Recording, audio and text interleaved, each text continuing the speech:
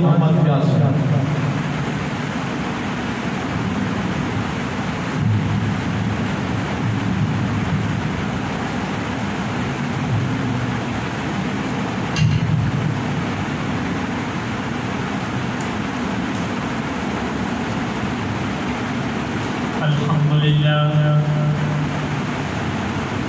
الحمد لله نحمده ونستعينه ونستغفره ونؤمن به ونتوكل عليه ونعوذ بالله من شرور أنفسنا ومن سيئات أعمالنا من يهده الله فلا مضل له ومن يضلله فلا هادي له ونشهد أن لا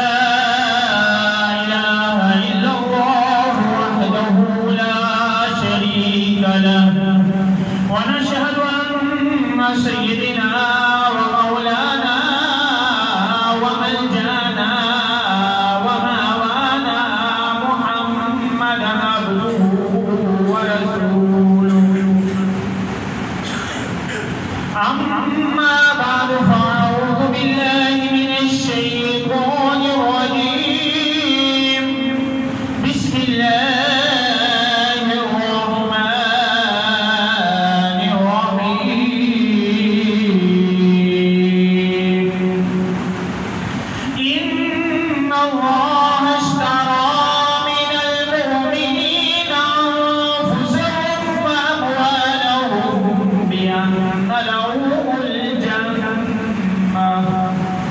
صدق الله العظيم وصدق رسوله النبي الكريم الأمين إن الله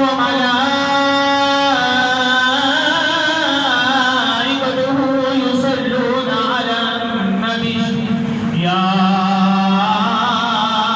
أيها الذين آمنوا صلوا عليه وسلموا تسليما اللهم صل على سيدنا محمد وعلى آل سيدنا محمد وأصحابه سيدنا محمد وبارك وسلم وصل عليه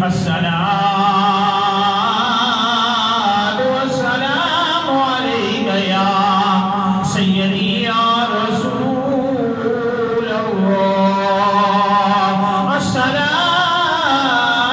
الصلاة والسلام عليك يا سيدي يا حبيب الله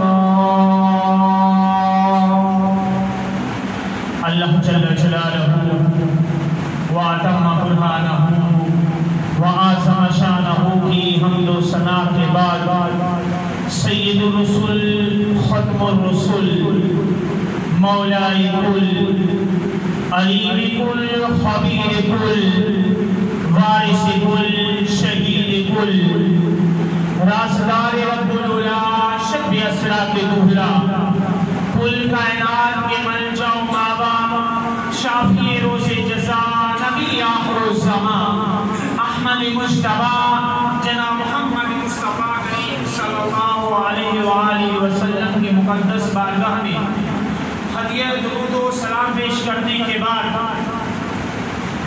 سامعین محتشم متین دل سے پوچھا ہے بتا کیا حسین ہے دھڑک دھڑک کے بول اٹھا صدا صدا حسین ہے شان اہل بیت دیکھ سب کے سب مثال ہیں کوئی نہیں حسین سا حسین بس حسین ہے عمر سے چل عمر تک بشر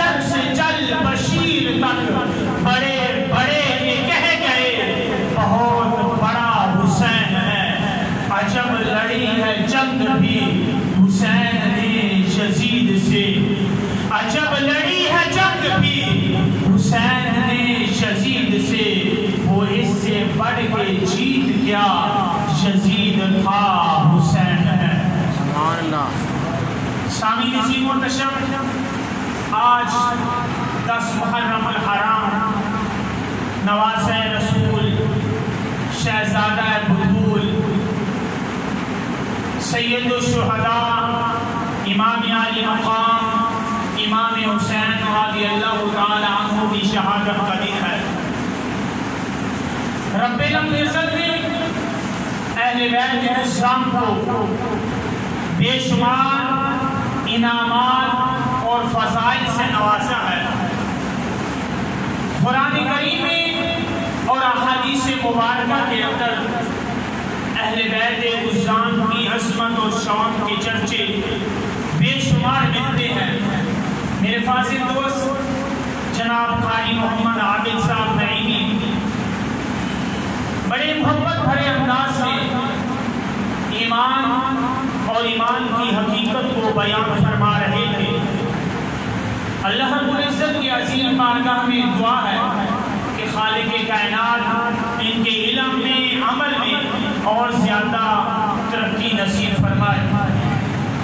سامعین عزیز محترم، حسنین کریمین کی عظمت و شان کسی سے ڈھکی چھپی نہیں ہے۔ ہم ہر سال امام عالی مقام امام حسین رضی اللہ تعالیٰ عنہ کی عظمت اور شان کے تذکرے سنتے سناتے رہتے ہیں۔ اللہ رب العزت کے پیارے محبوب نے حضرت ابو سعید خدری رضی اللہ تعالیٰ عنہ روایت فرماتے ہیں کہ پیارے کریم آقا صلی اللہ علیہ وآلہ وسلم نے فرمایا، الحسن والحسین سیدہ شباب اہل الجنہ، کہ حسن و حسین یہ جنتی جوانوں کے سردار ہیں۔ اور رب کائنات کے پیارے محبوب کا اپنے نواسوں کے ساتھ محبت کا بڑا ہی نرالا انداز تھا۔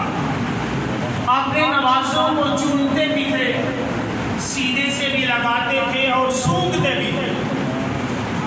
صحابہ اکرام نے عرض کی کہ یا رسول اللہ صلی اللہ علیہ وسلم، ہماری بھی اولادیں ہیں، ہم بھی صاحب اولاد ہیں، ہم بھی اپنی اولاد سے پیار کرتے ہیں۔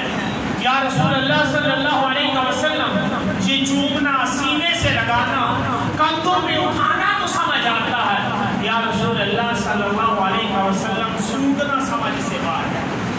کوئی اپنی اولاد کو سونگتا تو نہیں ہے۔ یا رسول اللہ صلی اللہ علیہ وسلم، آپ چومتے بھی ہیں اپنے نواسوں کو، آپ سونگتے بھی ہیں نواسوں کو۔ تو پیارے کریم آقا صلی اللہ علیہ وآلہ وسلم نے فرمایا، اے میرے صحابہ، میرے حسنین کے اندر، میرے نواسوں کے اندر رب کائنات نے جنت کی خوشبو رکھ دی ہے، مجھے ان کے بدن سے جنت کی خوشبو آتی ہے۔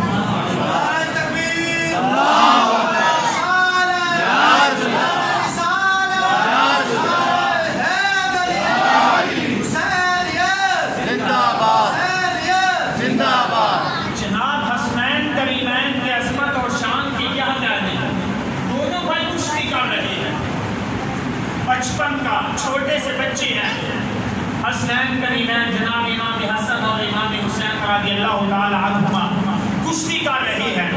حضرت سیدہ فاطمہ الزہرا بھی موجود ہیں، جناب نبی اکرم صلی اللہ علیہ وآلہ وسلم بھی جلوہ فرما ہے، اور آقا علیہ الصلوۃ والسلام بڑے بھائی کی فیور میں بولتے ہیں کہ اے حسن اب گردن سے پکڑ لو، اے حسن اب پاؤں کو پکڑ لو، اے حسن شاباش آگے ہو۔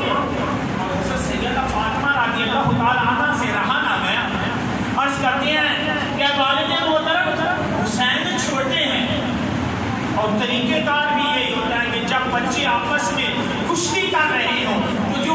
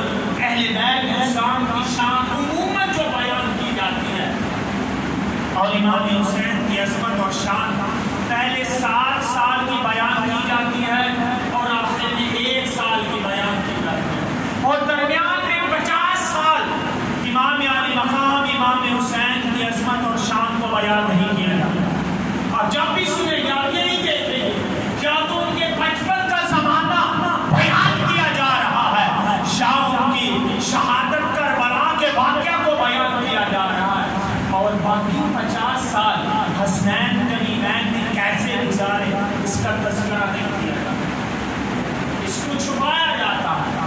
کیوں؟ کہ یہ حسنین کریمین کا وہ زمانہ تھا کہ جس زمانے میں صحابہ کرام نے حسنین کریمین کو اپنے کندھوں پہ اٹھایا۔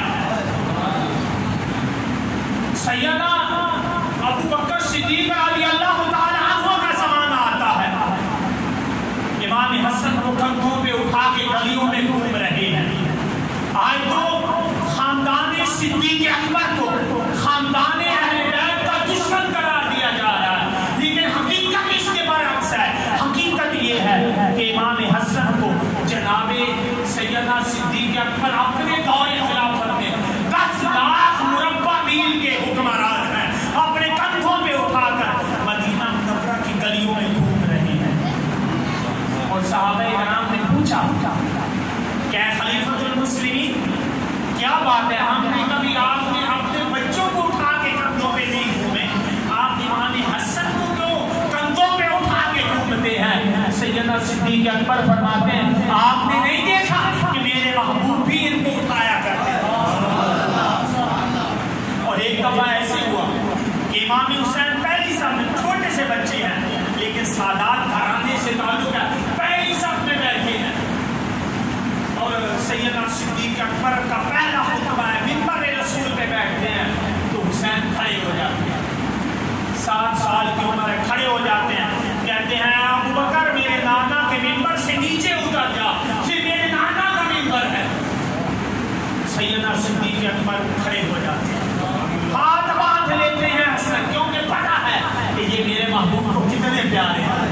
ہاتھ باندھ کے فرماتے ہیں اے حسین، میں یہاں اپنی عظمت بیان کرنے کے لیے نہیں بیٹھا، میں یہاں بیٹھا اس لیے ہوں کہ جس دین کے لیے آپ کے نانا جان نے مکہ مکرمہ چھوڑا، میدان بدر میں گئے، احد میں زخم کھائے، خندق میں اپنے پیٹ کے اوپر پتھر فرما دے، جس دین کی پرورش کے لیے کہ آپ کے نانا جان نے اتنی مشقتیں اٹھائیں، اسی نانا جان کے دین کی حفاظت کے لیے میں منبر پہ بیٹھا ہوں۔ امام حسین ابھی بچے ہیں، فرماتے ہیں کہ ابو بکر آپ یہاں بیٹھ کر میرے نانا جان کی باتیں کیا کریں گے، لوگوں کو میرے نانا جان کا دین بتایا کریں گے۔ سیدنا صدیق اکبر رو پڑتے ہیں اور فرماتے ہیں حسین میں یہاں بیٹھا اسی لیے ہوں کہ آپ کے نانا جان کے دین کی حفاظت ہو سکے۔ اور امام حسین فرماتے ہیں اے ابو بکر پھر بیٹھ جائیں، پہلے خود بیٹھتے ہیں اور بعد میں جناب امام حسین سیدنا صدیق اکبر کو منبر رسول میں بٹھاتے ہیں۔ اور اس کے بعد سیدنا صدیق اکبر جب بھی مسند خلافت میں بیٹھتے ہیں، اور اس کے بعد جب بھی کوئی فیصلہ ہو رہا ہوتا، خلافت کے معاملات تھے، 10 لاکھ مربع میل کی زمین کے اوپر حکمرانی تھی، مختلف علاقوں کے وفود آتے تھے، لیکن جب بھی حسنین کریمین کو دیکھتے اپنے فیصلے روک دیتے، سفیروں کو بٹھا دیتے، پہلے ان کا استقبال کرتے، ان کو اپنے ساتھ بٹھاتے، اس کے بعد دیگر معاملات کے صحابہ اکرام کے دور میں اہل بیت اسلام کو اس طرح عزت اور احترام کی نظر سے دیکھا جاتا تھا۔ اور اس کے بعد جب سیدنا عمر فاروق کا زمانہ آتا ہے، اللہ اکبر، جب مال غنیمت تقسیم ہونے لگتا ہے، فرماتے ہیں پہلے حسن اور حسین کو بلا کے دیا، اور جب امام حسن اور حسین آتے ہیں اور پہلے ان کو دیا جاتا ہے، اور جو ان کے ہم عمر ہوتے ہیں ان کو بعد میں دیا جاتا ہے، یہاں تک کہ حضرت عبداللہ بن عمر عرض کرتے ہیں اے والد محترم یہ کیا بات ہوئی، آپ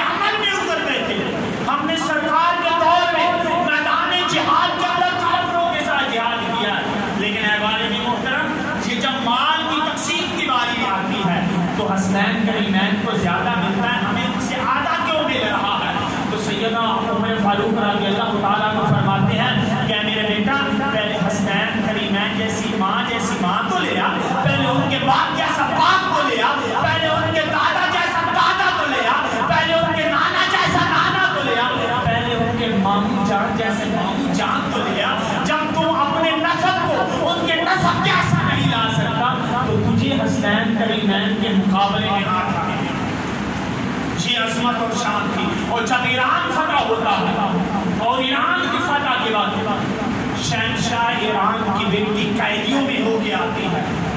صحابہ اکرام عرض کرتے ہیں یا امیر المومنین یہ شہزادی ہے شہربانو ام رباب، یہ شہزادی ہے، اس کو کسی شہزادے کے نکاح میں اس کو لونڈیوں کے اندر نہ رکھا جائے کیونکہ شاہی خاندان سے اس کا تعلق ہے، اس کو کسی شہزادے کے نکاح میں دے دے.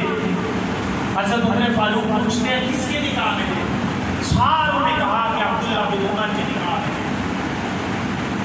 حضرت عمر فاروق کے شہزادے ہیں، علم کے اندر بہت بڑا مقام ہے، علم حدیث کے اندر کمال کا درجہ رکھتے ہیں اور صحابہ اکرام کے اندر بڑی عزت اور احترام کی نگاہ سے ان کو دیکھا جاتا ہے. بلکہ جب سیدنا عمر فاروق کی شہادت ہونے لگتی ہے، اپنی جان جسم سے جدا ہونے لگتی ہے، لوگ عرض کرتے ہیں یہ امیر المومنین آپ خلیفہ جو ہے وہ عبداللہ بن عمر کو بنا رہا. کتنی عزت تھی ان کی صحابہ اکرام کے اندر کہ خلافت کے لیے حضرت عبداللہ بن عمر کا نام پیش کیا گیا. لیکن حضرت عمر فاروق نے فرمایا نہیں، ان کو مشیروں میں رکھ لینا، لیکن خلافت انہیں کو ملے گی جو میں نے 6 رکنی کمیٹی تشکیل دی. اور لوگوں نے کہا کہ امیر المومنین عبداللہ بن عمر کے ساتھ کی شہزادی شہربانوں کا نکاح کر دے. عمر فاروق فرماتے ہیں آپ کو کس نے کہا کہ غلام ابن غلام شہزادہ ہے؟ ہم تو غلام ہیں در مصطفیٰ کے اور وہ غلام کا بیٹا ہے. آپ کو کن لوگوں نے کہا کہ یہ غلام ابن غلام شہزادہ ہے؟ شہزادے تو حسین کریمین ہے، حسن کی شادی ہو چکی ہے، حسین کو بلا لو. حسن کی شادی ہو چکی ہے، حسین کو بلا لو. تو اعلان کی شہزادی کا نکاح سیدنا عمر فاروق نے مسجد نبوی میں بیٹھ کر شہزادہ حسین سے کیا ہے. اب اندازہ لگائیں کہ حضرت عمر فاروق کا مقام کتنا ہوگا، حسین کریمین کا مقام کتنا ہوگا کہ جن کے لیے جن کی شادی کے جوڑے رب کائنات جنت سے جبرائیل امین کے ذریعے بھیجتا ہے، ان کے نکاح کے لیے کتنی عظیم ہستی کو چنا ہوگا جنہوں نے جناب حسین امام حسین کا نکاح پڑھایا. اور جب حضرت عثمان غنی کا دور خلافت آتا ہے تو حسین کریمین کو اپنے ساتھ رکھتے ہیں. اور جہاں تک کہ جب بلوائیوں نے حملہ کیا تو سیدنا علی المرتضیٰ شیر خدا نے اپنے دونوں شہزادوں کو حسن اور حسین کو حضرت عثمان غنی نے دروازے پہ کھڑا کر دیا اور فرمایا کہ میرے بیٹوں کچھ بھی ہو جائے آپ لوگوں نے اس دروازے سے حضرت سیدنا عثمان غنی کی حفاظت کرنی ہے. اور تاریخ گواہ ہے کہ سیدنا عثمان غنی کے اوپر حملہ کرنے والے دروازے سے نہ آ سکے کیونکہ انہیں پتا تھا کہ دروازے کے اوپر مولا مشکل کشا کے شہزادے کھڑے ہیں، ہم ان کا مقابلہ نہیں کر سکتے. پیچھے سے دیواریں کھڑام کر ان کے اوپر حملہ کیا لیکن دروازوں کی طرف سے نہ آ سکے. تو حسین کریمین کی 50 سالہ زندگی، امام حسین کی 50 سالہ زندگی جو دور صحابہ نے گزری ہے، کسی کو جرأت نہیں تھی کہ وہ حسین کریمین کی طرف میلی اہم سے دیکھ سکے.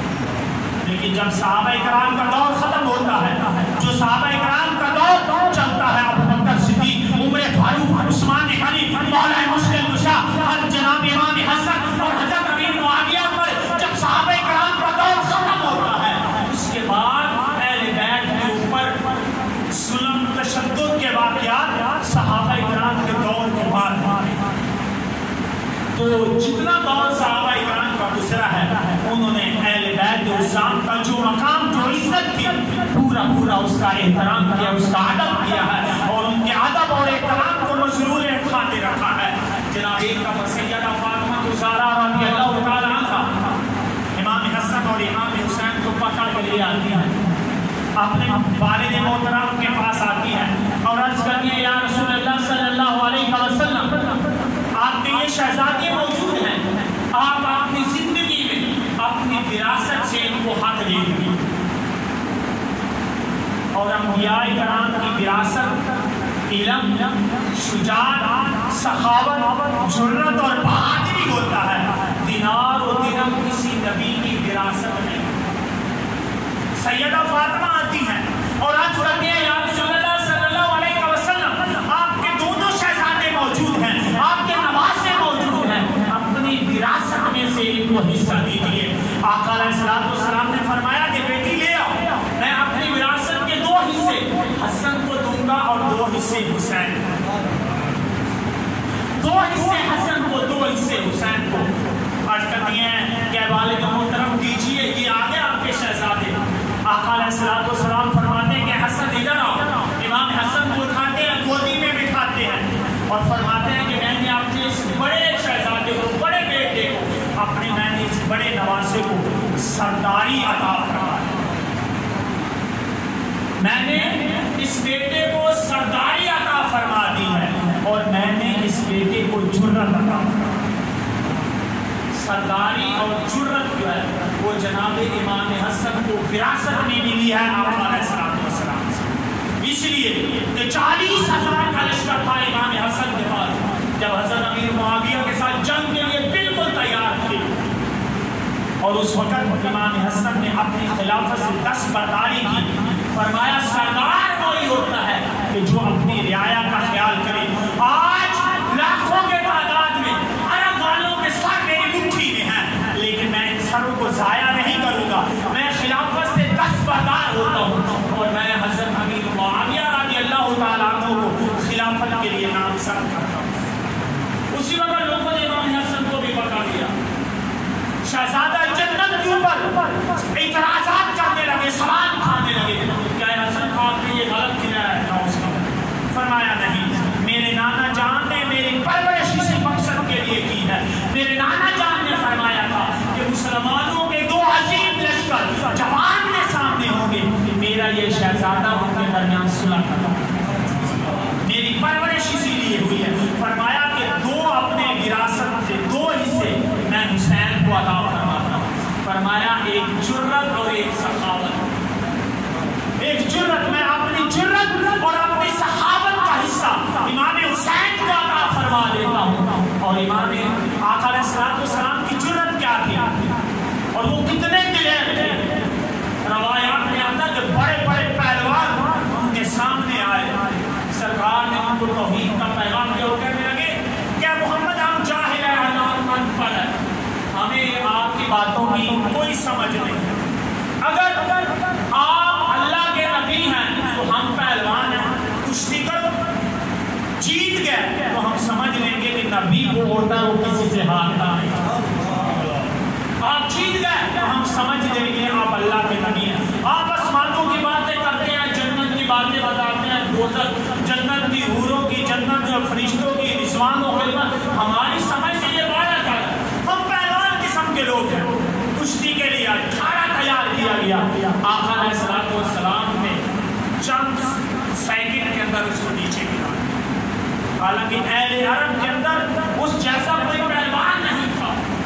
کہنے لگا کہ محمد سمجھ نہیں ہے، دوبارہ 3 دفعہ کشتی کی، 3 دفعہ سرکار نے گرا دیا اور وہ کلمہ پڑھ کر مسلمان ہو جاتا ہے۔ اس کا بیٹا کھڑا دیکھتا ہے کہ میرے باپ کی اتنی بےزتی ہو رہی ہے کہ اتنے مجمع کے سامنے میرے باپ کو 3 دفعہ گرایا گیا۔ وہ کہنے لگا کہ محمد میرے ساتھ بھی مقابلہ کرو۔ سرکار نے فرمایا آ جاؤ، ان کے ساتھ بھی مقابلہ کیا، بیٹے کو بھی گرا دیا اور باپ بیٹا دونوں کلمہ پڑھ کر دار اسلام میں داخل ہو جاتا ہے۔ یہ جرت ہے، یہ جرت ہے کہ مکہ مکرمہ کے اندر کوئی دوست نہیں ہے، لیکن تنے تنہا سارے عالم کفر کے اندر گھر سامنے کھڑے ہو جاتے ہیں۔ یہ جرت تھی سرکار دو عالم صلی اللہ علیہ وسلم کی کہ 8 تلواروں کے ساتھ 313 کا لشکر لے کر 1000 کے سامنے کھڑے ہو جاتے ہیں۔ میدان احد کے اندر 700 کا لشکر لے کر جناب 3000 کے سامنے کھڑے ہو جاتے ہیں، اور غزوہ خندق کے موقع پر 10,000 کے سامنے 3000 کو لے کر کھڑے ہو جاتے ہیں۔ یہ آقا علیہ السلام کی جرت اور بہادری کی کہ کسی موقع پر بھی سرکار دو عالم صلی اللہ علیہ وسلم کی استقامت کے اندر کسی قسم کی لغزش نہیں آئی۔ یہی وراثت، جرت اور بہادری کی وراثت جب امام حسین کو ملتی ہے تو 22,000 کا لشکر سامنے ہوتا ہے، لیکن امام عالی مقام امام حسین رضی اللہ تعالی عنہ کے اوپر، پیشانی کے اوپر ذرا بھر شکم بھی ظاہر نہیں ہوتے، بلکہ جرت اور بہادری کے ساتھ ان کوفیوں کا مقابلہ کرتے ہیں۔ اور دوسری وراثت امام عالی مقام امام حسین کو اپنے نانا جان سے سخاوت کی ملی ہے۔ تو آقا علیہ السلام جیسا کوئی سخی دنیا میں نہیں ہے، کوئی ایسا سخی نہیں ہے جس نے سخاوت سرکار سے بڑھ کر کی ہو۔ جو کوئی بھی سخاوت کرتا ہے رب کائنات جو اس کو عطا کرتا ہے اس میں سے سخاوت کرتا ہے۔ لیکن آقا علیہ السلام کی سخاوت ایسی تھی کہ پاس نہ ہوتا، کوئی سائل آ جاتا تو قرض لے کر بھی سائل کی حاجت کرتا۔ ایسا سخی نہیں آیا، جتنے بھی دنیا میں سخی آئے ہیں جو رب کائنات نے ان کو عطا کیا اسی میں سے عطا کر دیتے تھے، لیکن سرکار کی سخاوت یہ تھی کہ قرض لے کر بھی کسی سائل کو نہ دیں، کسی بھی سائل کو اپنے در سے خالی نہیں بھیجا، بلکہ ایک دفعہ جو دامن کو پھیلا کر پیارے کریم آقا کی بارگاہ میں آ جاتا، وہ دوبارہ زندگی بھر اس کو اپنا دامن کسی کے سامنے پھیلانا نہیں پڑتا تھا۔ قطرہ کسی نے مانگا، دھرے بہا دیے ہیں، دریا بہا دیے ہیں، کہ کوئی قطرہ مانگنے کے لیے آتا تو اتنا کچھ عطا فرما دیتے تو زندگی بھر اس کو دنیا کے اندر کبھی دوبارہ کسی سے سوال کرنے کی ضرورت ہی نہ پڑتی۔ اور یہی ورثہ جب آقا علیہ السلام سے امام حسین کو ملتا ہے تو پھر سب کچھ قربان کر دیتے ہیں، تن من دھن کی بازی لگا کر مال و جائیداد اسباب سب کچھ رب کائنات کی بارگاہ میں قربان کر دیتے ہیں۔ اور جب سب کچھ قربان ہو جاتا ہے تو آخر میں اپنی جان بھی جان آفری میں سپرد کر دیتے ہیں۔ رب العزت کی عظیم بارگاہ میں التجا ہے کہ رب کائنات حسنین کریمین نے جس مقصد کی خاطر اپنی جانوں کے نذرانے پیش کیے، ہم سب کو اس نصب العین کی، اس مقصد کی، اس مشن کی حفاظت کرنے کی توفیق عطا فرمائے۔ وما توفیقی الا باللہ۔